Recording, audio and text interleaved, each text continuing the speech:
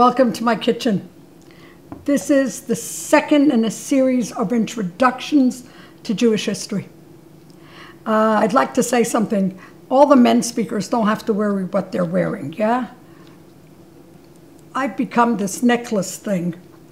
Yafi Begun from Brazil, thank you. I'm wearing it again. Thank you very much. I love that people think of me. Thank you, I appreciate it. Okay, so we finished the last lesson. We finished with the question mark, that is Am Yisrael. How come? How come? How did this happen? How are we still here after every single nation has tried to annihilate us? So, I will read a small piece. There's a big piece, but I will read a small piece of Mark Twain, and it was written in 1800 and something. He writes, "The Egyptians, the Babylonians, the Persians, they rose, they filled the planet with sound and splendor, then faded to dream stuff and passed away." And he goes on, I'm not going to read the whole thing. "All things are mortal, but the Jew. All other forces pass, but he remains. What is the secret of his immortality? Mr. Twain, the Torah." There is a wonderful story that I'm sure you all know of a Mädel Premishlaner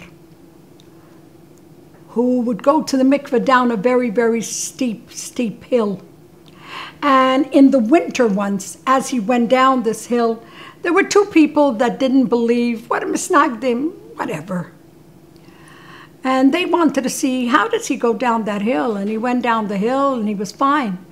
And they went down the hill and they fell Nebuch. And they said to him, "How come you go down the hill and you're okay and we can't make it?" And he said the most incredible words. If you hold on top, you don't fall at the bottom. And that's Mr. Twain. That's what the secret to our immortality is. Wir halten zachon auf Eben. To another man, Leo Tolstoy, you know him, 1908, he writes, "The Jew is the emblem of eternity.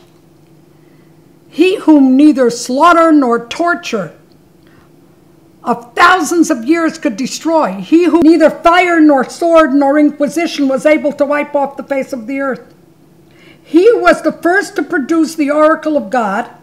He has been for so long the guardian of prophecy and it transmitted to the rest of the world. Such a nation cannot be destroyed.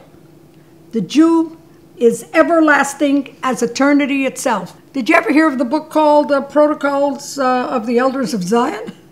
It's interesting. It's a book that claims to be the minutes of secret meetings that Jews hold every 100 years to see how to run the world. Interesting. And it sold more copies than any other book in history except for the Bible. Why do people swallow it?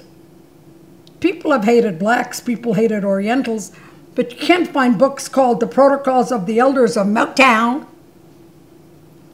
The Protocols of the Elders of Zion make sense in people's minds because people read the book and think, yes, those Jews get together every 100 years and plan out world history. Janer Gelechter. One more guy, I'm sorry. Paul Johnson, a non-Jewish historian, wrote a bestseller called The History of the Jews. At the end of the book, he gives us a thesis as to why the Jews survived so long. The Jews believed that they were a special people. Hertgut believed that they were a special people with such unanimity and passion over so long a span of time that they became one. In other words, it's a self-fulfilling prophecy. Because that's who we are.